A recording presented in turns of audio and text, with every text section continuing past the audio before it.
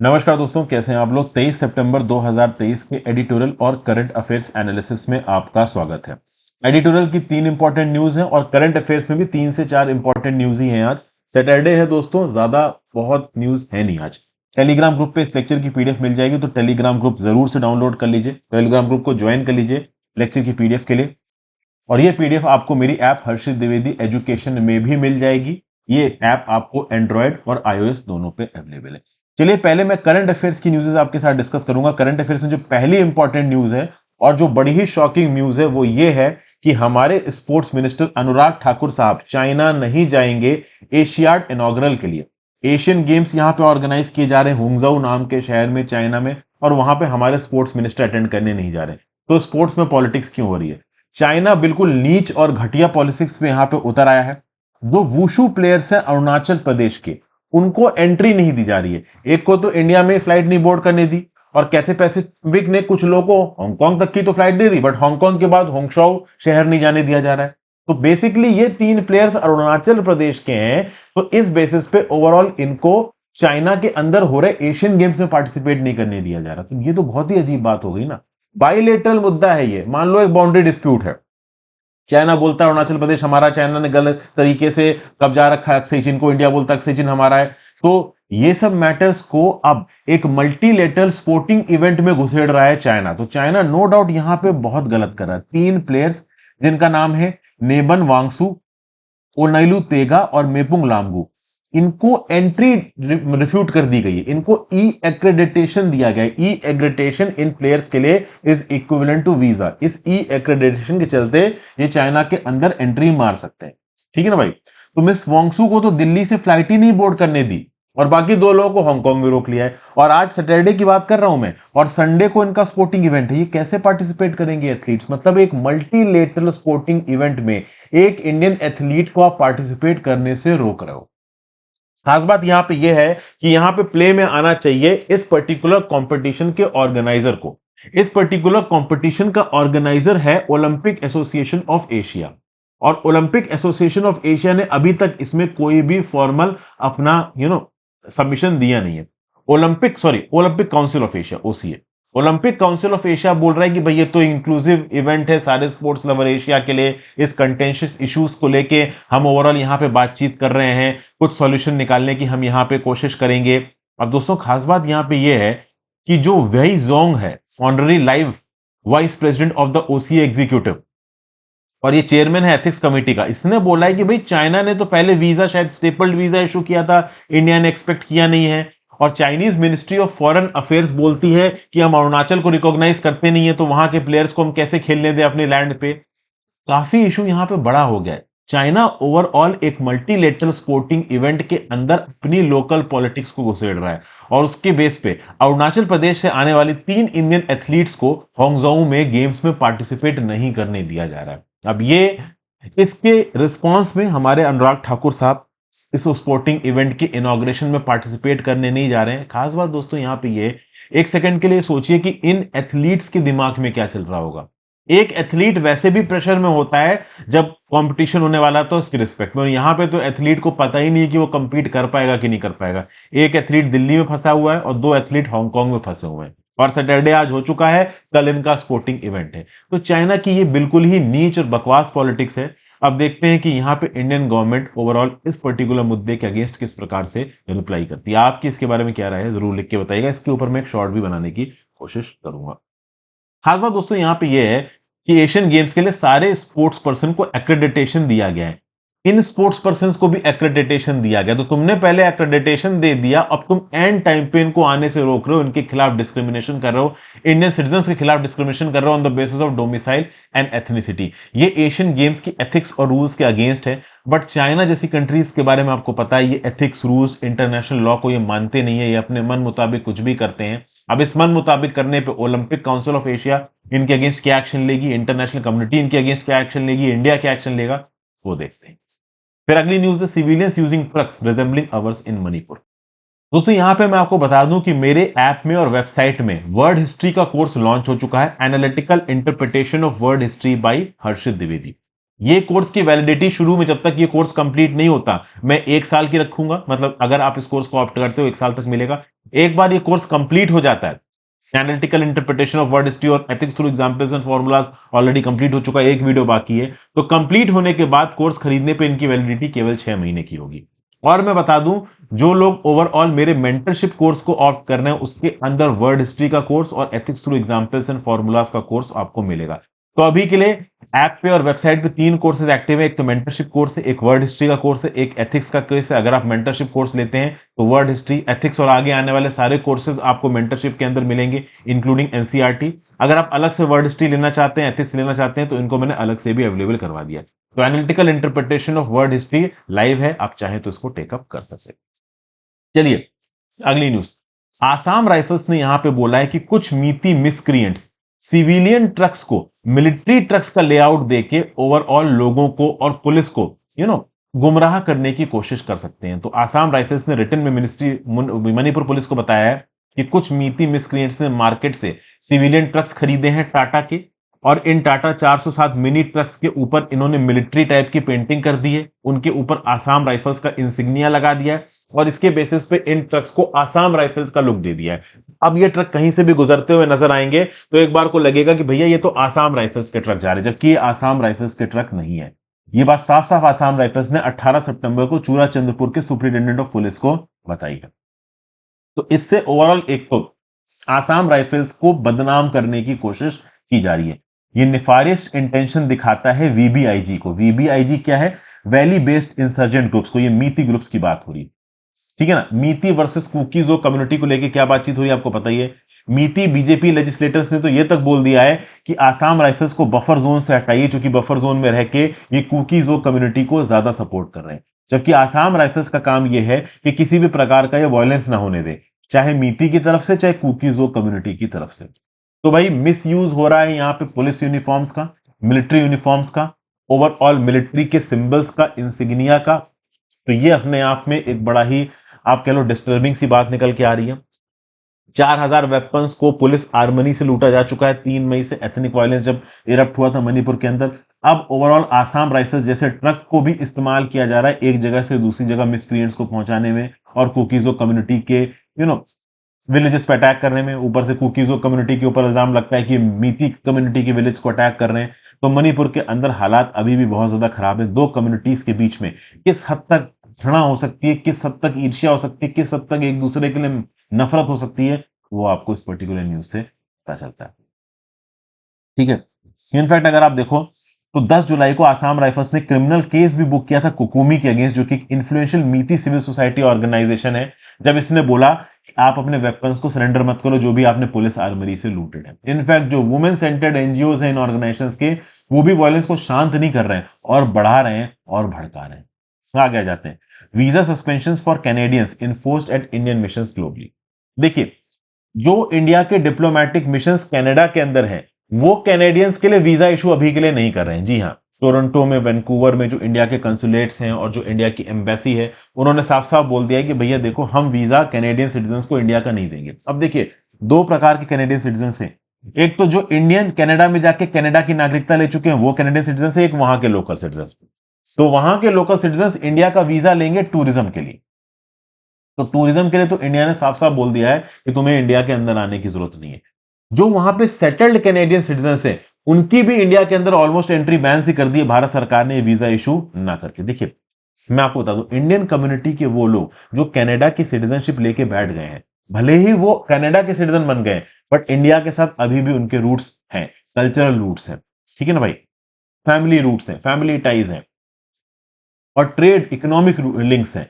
अब क्या है, मैं आपको बता दूं, यहां पे मिनिस्ट्री ऑफ एक्सटर्नल अफेयर्स एक मास्टर स्ट्रोक चल रही है। कनाडा अगर इंडियंस के वीजा को ब्लॉक करता है तो वो अपने आप में कनाडा सरकार के अगेंस्ट जाएगा। रीजन बीइंग, कनाडा में इंडिया के स्टूडेंट्स पढ़ने के लिए जाते हैं। अगर इंडियन स्टूडेंट्स कैनेडियन यूनिवर्सिटी में पढ़ने नहीं जाएंगे तो कनाडा ये जो फॉरेन एक्सचेंज कमाता है ना दबा के इंडियन स्टूडेंट्स के थ्रू, उसका उनको नुकसान होगा। प्लस जो खालिस्तानी कॉज के लिए वहां पे लोग हैं, उसके लिए भी वो लोग कहां से मंगा रहे हैं? इंडिया से मंगा रहे हैं। ये जो खालिस्तानी एलिमेंट्स हैं कनाडा के अंदर, वो इंडिया से गए हुए लोगों को खाना वगैरह, रहने वगैरह की सुविधा प्रोवाइड करते हैं और खालिस्तानी कॉज के लिए रिक्रूट करते हैं। तो अगर कनाडा वाले वीजा देना बंद कर देंगे इंडियंस को, तो खालिस्तानी कॉज के लिए रिक्रूट कहां से करोगे? ये भी एक बड़ी प्रॉब्लम हो जाएगी। तो कुल मिला के इंडिया से जो लोग कनाडा के अंदर जा रहे हैं, उनकी कनाडा वालों को जरूरत है इकोनॉमिक टर्म्स में, ठीक है ना भाई, ओवरऑल आपका ह्यूमन रिसोर्सेज के टर्म्स में। कनाडा में जो लोकल आबादी है वो उतनी मेहनत से काम नहीं कर पाती है, डेवलप्ड कंट्री, आराम की आदत पड़ी उनको। इंडिया से लोग जाते हैं और ओवरऑल बिल्कुल कोल्हू के बैल की तरह काम करते हैं और उनकी इकोनॉमी में कंट्रीब्यूशन करते हैं। वो सब बंद हो जाएगा यहाँ पे। तो ऑब्वियस सी बात है, कैनेडियंस के लिए, इंडिया वालों के लिए वीजा इशू करना मुश्किल है। इंडिया वालों ने जब कैनेडियंस का वीजा बंद किया ना, तो इंडिया को बस एक नुकसान है कि थोड़ा सा टूरिज्म इंडिया के अंदर कम हो जाएगा। तो लेट्स सी इसका क्या निकल के आता है। वैसे तो देखा जाए तो केरला के अंदर और कुछ बेसिस पे ओवरऑल इंडिया से जो स्टूडेंट्स कनाडा में पढ़ने जाने के लिए सोच रहे हैं, फीस वगैरह दे चुके हैं, वो यहाँ पे टेंशन में है। बट ऑब्वियस सी बात है, खालिस्तानी कॉज अगर इंडिया की नेशनल सिक्योरिटी के ऊपर आ जाएगा, तो यहाँ पे इंडिया को स्ट्रिक्ट एक्शन लेने पड़ेंगे। तो इंडिया की जो एम्बेसीज है कनाडा में, उन्होंने कैनेडियन सिटीजन को वीजा इशू करने बंद कर दिए। और साथ साथ मान लीजिए कोई कैनेडियन सिटीजन है यूएई में और वो इंडिया की वीजा के लिए अप्लाई करता है, यूएई में जो इंडिया का कंसुलेट है वहां पे भी कैनेडियन सिटीजन को एंटरटेन नहीं किया जा रहा। मतलब दुनिया की किसी भी कंट्री में इंडियन एम्बेसी में कोई भी कैनेडियन सिटीजन जाके इंडियन वीजा के लिए अप्लाई नहीं कर सकता। मतलब इंडिया ने वीजा इशू करने के रिस्पेक्ट में कनाडा के अगेंस्ट एक बहुत ही स्ट्रांग स्टेप चलाया। इतने स्ट्रांग स्टेप की उम्मीद ना जस्टिन ट्रूडो ने की होगी और ना ही खालिस्तानी एलिमेंट्स ने की होगी। समझ के बात को। और लॉन्ग टर्म में ये चीज इंडिया के फेवर में जाएगी, क्योंकि जो कैनेडियन सिटीजन इंडिया के साथ लिंक बनाना चाहते हैं, वो इस बात को समझ जाएंगे कि इन सब चीजों का उदय हो रहा है खालिस्तानी कॉज और प्रोपोगेंडा के चलते। तो वो ऑटोमेटिकली खालिस्तानी कॉज और प्रोपोगेंडा को एक डिसरप्टर की तरह देखेंगे और शायद उनको सपोर्ट करना बंद कर दें, जो थोड़े बहुत लोग उसको सपोर्ट करते हैं। ठीक है भाई, तो ये चीज है ओवरऑल यहाँ पे। तो यहाँ पे हमने इतनी बातें देखी दोस्तों। अब आ जाते हैं हम लोग अपने एडिटोरियल डिस्कशन पे। ओवरऑल मेंटरशिप कोर्स के बारे में मैं ऑलरेडी बता चुका हूं, आप चाहें तो एक बार जाके वेबसाइट पे देख सकते हैं। तो पहली हम लोग एडिटोरियल डिस्कस करने वाले हैं, वो है census is too important to be delayed for political reasons. देखिए, सेंसस पॉपुलेशन डाटा को कलेक्ट करता है और ये क्रूशियल है प्लानिंग और डेवलपमेंट के लिए। और इस पर्टिकुलर एक्सरसाइज में कोई पॉलिटिकल इंटेंट या कंसिक्वेंस नहीं होता। 1881 में सेंसस कंडक्ट हुआ था और उसके बाद से हर 10 साल पे सेंसस कंडक्ट होता है। 2020-21 में जो सेंसस कंडक्ट होना है वो अब तक हुआ नहीं। पहले तो कोविड-19 पैंडेमिक के चलते ये डिले हुआ था, बाद में ओवरऑल ये एक्सपेक्टेड था कि इसको कंडक्ट कराया जाएगा, बट अभी के लिए कंडक्ट नहीं किया गया। प्रेजेंट रूलिंग पार्टी बोलती है कि ओवरऑल 2024 के लोकसभा इलेक्शंस के बाद सेंसस कंडक्ट होगा, लेकिन 2024 के लोकसभा इलेक्शंस के बाद सेंसस एग्जैक्टली किस डेट पे कंडक्ट होना शुरू होगा, इसके बारे में भी अभी कोई क्लियर कट जानकारी नहीं दी गई है। तो क्या पॉलिटिकल वजह हो सकती है कि सेंसस कंडक्ट नहीं करवाया गया? एक तो हो सकती है कास्ट सेंसस का इशू। देखिए, कास्ट सेंसस का इशू अलग अलग राज्यों में आग पकड़ रहा है। बिहार के अंदर यहां पे कास्ट सेंसस कंडक्ट कराया गया। केंद्र की सरकार का बोलना है कि कास्ट सेंसस फर्दर सोसाइटी को डिवाइड कर देगा और रिजर्वेशन की डिमांड्स को आगे बढ़ाएगा, और इस हद तक हम सोसाइटी को तोड़ना एक्सपेक्ट नहीं कर सकते। बेसिकली कास्ट के सब कैटेगराइजेशन का डाटा आप इकट्ठा कर रहे हो, वो सोशल वेलफेयर के लिए और सोशल एडवांसमेंट के लिए इकट्ठा करो, वो बेहतर है। लेकिन आप ज्यादा रिजर्वेशन प्रोवाइड करने के इंटेंशन से ये करवा रहे हो, वो गलत है। एक तो ये रीजन बताया जा रहा है।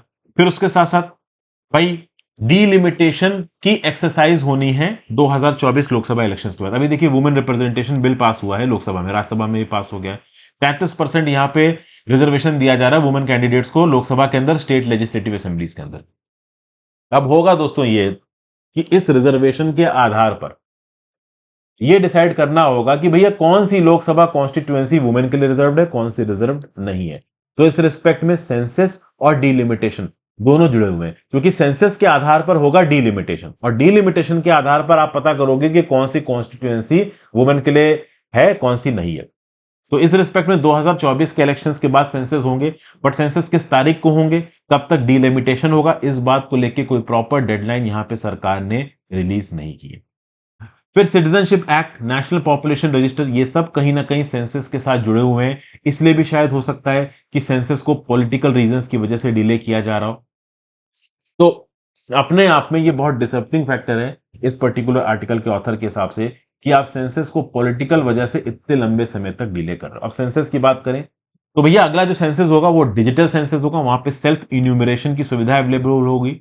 सेल्फ रिल्यूशन के समय पे, इन्यूमरेशन के समय पे आधार और मोबाइल नंबर को मैंडेटली कलेक्ट किया जाएगा। 30 लाख गवर्नमेंट इंप्लॉयज, जिसमें स्कूल टीचर्स भी होंगे, इनको एज एन इन्यूमरेटर साइन किया जाएगा। इनके पास रिस्पॉन्सिबिलिटी होगी पर इन्यूमरेटर के पास 650 से 800 लोगों के डाटा को इकट्ठे करने की, two online and offline mode.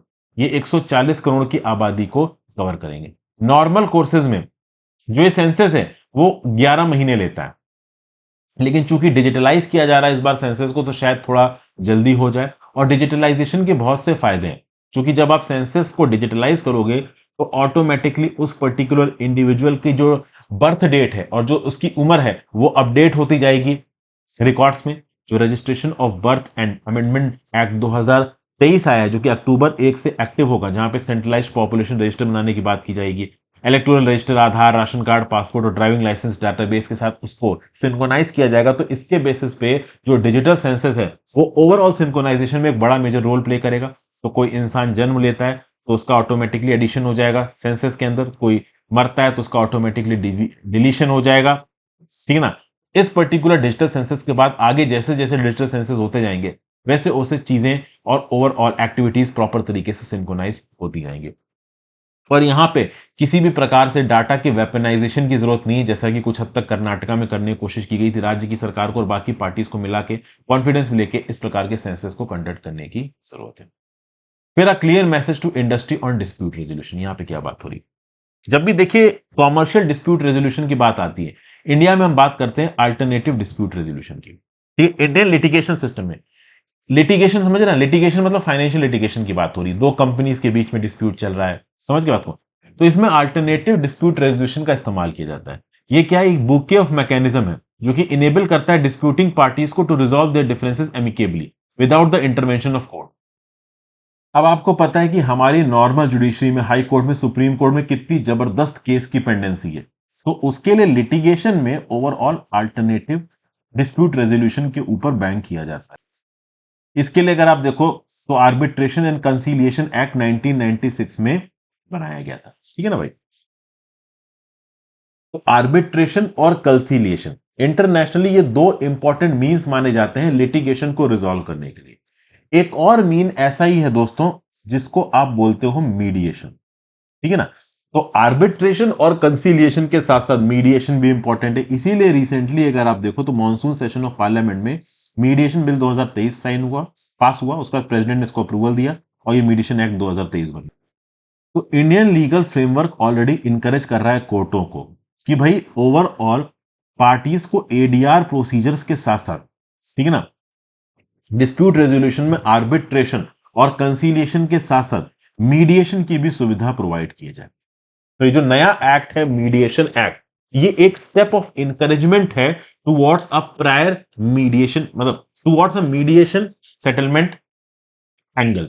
क्या होता है कि किसी भी पर्टिकुलर ट्रेड पार्लेंस में हो सकता है कि एक प्री मीडिएशन एग्रीमेंट या अरेंजमेंट एग्जिस्ट करता हो।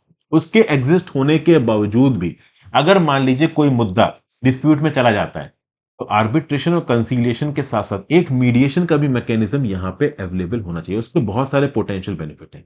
एक तो क्या है कि जो फ्रिवलस क्लेम्स इंडियन कोर्ट्स के पहले आते हैं वो फाइल होने कम हो सकते हैं। Already Indian courts, high court और सुप्रीम कोर्ट ओवरबर्डन है उनके पास, और आप ट्रेड रिलेटेड केस पहुंचा दो वो ठीक नहीं है। प्लस ओवरऑल कई बार होता है कि क्या है ना कि मीडिएशन या फिर आर्बिट्रेशन या कंसीलिएशन करना हो, एक पार्टी जेन्युइनली करना चाहती है, दूसरी पार्टी जेन्युइनली करना नहीं चाहती। अब आपने एक स्टैट्यूटरी एक्ट बना दिया और उस एक्ट के अंदर जबरदस्ती आप उनके ऊपर ये इंपोजिशन डाल रहे हो। तो आर्बिट्रेशन एंड कंसीलिएशन एक्ट अलग है, मीडिएशन एक्ट अलग है। तो जो आर्बिट्रेशन एंड कंसीलिएशन में जाना चाहता है वो वहां जा सकता है, जो मीडिएशन में जाना चाहता है वो वहां जा सकता है, ठीक है ना भाई। आर्बिट्रेशन, कंसीलिएशन और मीडिएशन, इन तीनों में काफी डिफरेंस है। देखिए आर्बिट्रेशन, कंसीलिएशन और मीडिएशन में सबसे पावरफुल प्रोसेस है आर्बिट्रेशन। आर्बिट्रेशन में क्या होता है कि दोनों तरह की पार्टीज को एक एक आर्बिट्रेटर चुनना होता है और वो आर्बिट्रेटर एक कॉमन आर्बिट्रेटर चुनता है, और जो यहां पे फाइनल जजमेंट दिया जाएगा ना आर्बिट्रेशन में वो लीगली बाइंडिंग होगा। और मैं बता दूं आर्बिट्रेशन के समय पे आपसे प्रूफ वगैरह मांगे जा सकते हैं। जो कंसीलिएशन का प्रोसेस होता है वो आर्बिट्रेशन से एक स्टेप नीचे होता है, एक स्टेप कमजोर होता है। कंसीलिएशन के प्रोसेस में आप प्रूफ वगैरह नहीं मांग सकते हो और लीगली बाइंडिंग जजमेंट कंसीलिएशन में नहीं दिया जा सकता है। आर्बिट्रेशन में अक्सर कर लीगली बाइंडिंग जजमेंट दिया जाता है। आर्बिट्रेशन को अगर आप मीडिएशन से कंपेयर करते हो तो भाई मीडिएशन नाम से ही आपको समझ में आ रहा है कि एक प्रकार की मांडवली है। तो जहां पे आर्बिट्रेशन के अंदर एक फाइनली लीगली बाइंडिंग जजमेंट दिया जा सकता है, वहीं पे मीडिएशन के अंदर दोनों तरफ के मीडिएटर्स एक बीच का रास्ता निकालने की कोशिश करेंगे, कम्युनिकेशन में एक दूसरे को गाइड करके नेसेसरी इंफॉर्मेशन के बेसिस पे फ्लेक्सिबिलिटी लाने की कोशिश करेंगे। आर्बिट्रेशन से ज्यादा फ्लेक्सिबल है मीडिएशन। अब ये केस बेस्ड डिसाइड करेगा कि आपके केस में आर्बिट्रेशन जरूरत है, कंसीलिएशन जरूरत है या मीडिएशन जरूरत है। तो मीडिएशन को भी यहां पे लाया जा रहा है कि आर्बिट्रेशन कंसीलिएशन के अलावा अगर काम नहीं चल पाता तो मीडिएशन से आप काम चलाओ। लेकिन कई बार क्या होगा कि ओवरऑल आर्बिट्रेशन और कंसीलिएशन में एक पर्टिकुलर पार्टी जो कि जेन्युइनली रेजोल्यूशन नहीं चाहती, वो आर्बिट्रेशन और कंसीलिएशन के मैकेनिज्म का मिस यूज कर सकती है। तो ऐसे समय में अगर मीडिएशन ले आते हो आप मीडिएशन एक्ट के थ्रू, तो तीनों मैकेनिज्म अवेलेबल है, आर्बिट्रेशन, कंसीलिएशन, मीडिएशन। बहुत सारे यहाँ पे फॉर्मल आर्बिट्रेटर्स भी इन्वॉल्व हैं, कंसीलिएटर्स इन्वॉल्व हैं, मीडिएटर्स इन्वॉल्व हैं। तो कौन सा मैकेनिज्म सबसे बेस्ट रहेगा, इसको सुनने की सुविधा रहेगी। अच्छा, एक और खास बात है, तीनों के होने के बाद एक चीज तो क्लियर है कि कोर्ट में मुद्दा तब तक नहीं जाएगा जब मुद्दा बहुत ज्यादा एक्सेप्शनल सर्कमस्टांसेस ना हो, बहुत ज्यादा आप कह लो ट्रिकी केस ना हो, तभी वो मुद्दा कोर्ट में जाएगा, नहीं तो उसको आर्बिट्रेशन, कंसीलिएशन या मीडिएशन के थ्रू सुलटाने की कोशिश की जाएगी। ठीक है, एक और एस्पेक्ट है जो यहाँ पे अननोटिस गया है इस पर्टिकुलर एक्ट में। The act will effectively position mediation similar to commercial arbitration. क्या है ना कि भाई अब एक पर्टिकुलर केस है, उसमें आप कॉमर्शियल आर्बिट्रेशन करो, आर्बिट्रेशन एंड कंसीलिएशन एक्ट 1996 के अंदर, या मीडिएशन करो। अब ये अलग अलग पार्टीज पे डिपेंडेंट है, और कई बार क्या होता है कि आर्बिट्रेशन और मीडिएशन की प्रोसीडिंग्स में बहुत सारा ओवरलैप होता है। कई बार ये भी हो सकता है कि मीडिएशन हो रहा और उसके बाद आर्बिट्रेशन करने की यहां पे जरूरत पड़ जाए। तो ओवरऑल एक प्रॉपर बैलेंस स्थापित करना यहां पे जरूरी है। ठीक है ना। एक mediation council of India establish किया गया था 2019 में, ठीक है ना, और एक arbitration council of India setup करने की बात की गई थी, जो कि अब तक यहां पे सेटअप नहीं किया गया है।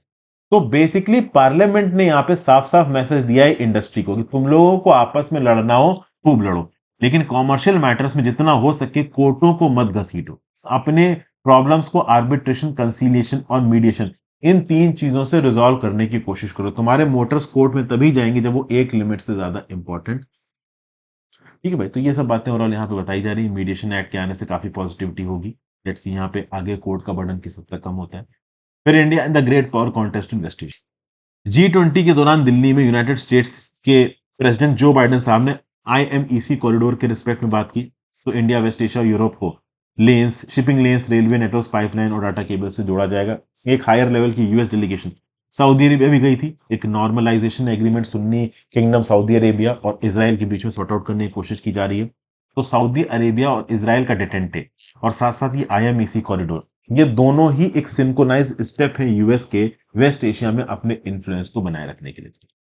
देखिए, जो बाइडेन की वेस्ट एशिया स्ट्रेटजी है उसमें दो पार्ट्स हैं। एक तो वो ट्रंप एरा जो पॉलिसी है कि अमेरिका के जो दो पिलर्स हैं, गल्फ अरब्स और इसराइल, इनके बीच में दोस्ती बढ़ाओ ताकि इसराइल ईरान के राइज को कंटेन किया जा सके। तो एक तो ये ट्रंप वाला पॉलिसी यहां पे अपना रहे हैं जो बाइडेन। तो जो अब्राहम अकॉर्ड्स ट्रंप के अंदर साइन हुए थे, उन अब्राहम अकॉर्ड्स के बेसिस पे इसराइल और अरब स्टेट्स के बीच में जो सामंजस्य दोस्ती है इसको बढ़ाने की कोशिश कर रहे हैं।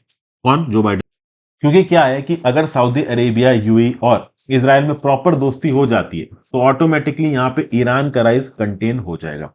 दूसरा, ओवरऑल बाइडेन की अप्रोच यहां पे यह है कि अमेरिका के जो फ्रेंड्स और अलाइज हैं वो ओवरऑल वेस्ट एशिया से बाहर ना निकले। तो अमेरिका खुद वेस्ट एशिया में बहुत ज्यादा इंटरवीन नहीं कर रहा है, लेकिन सऊदी अरेबिया, इसराइल और कुछ हद तक इंडिया इस पूरे के पूरे कॉरिडोर में अलग अलग मैकेनिज्म के थ्रू, जैसे कि इंडिया IMEC के थ्रू जुड़ा रहेगा, तो ये अलाइज हैं यूएस के। तो यूएस के जो कंसर्न्स हैं वो ऑटोमेटिकली वेस्ट एशिया में बने रहेंगे।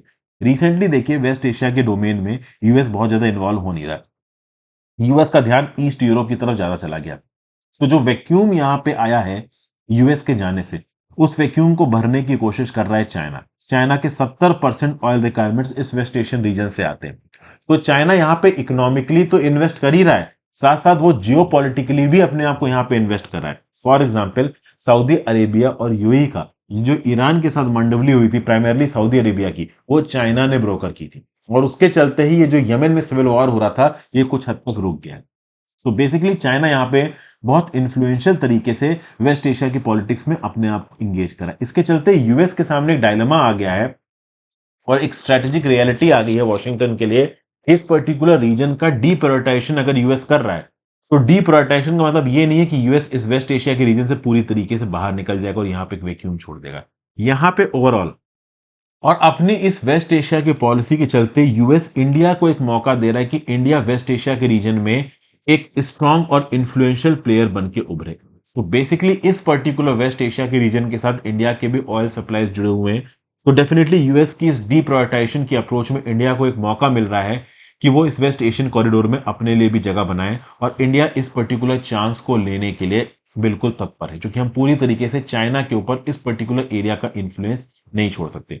इस एरिया में ईरान भी हमारा दोस्त है, सऊदी अरेबिया भी हमारा दोस्त है, यूएई भी हमारा दोस्त है, इसराइल भी हमारा दोस्त है। तो कहीं ना कहीं I2U2 ग्रुपिंग के थ्रू और बाकी इनिशिएटिव्स के थ्रू, जैसे कि IMEC इनिशिएटिव्स के थ्रू, इंडिया इस पर्टिकुलर रीजन में अपना इन्फ्लुएंस स्थापित कर सकता है।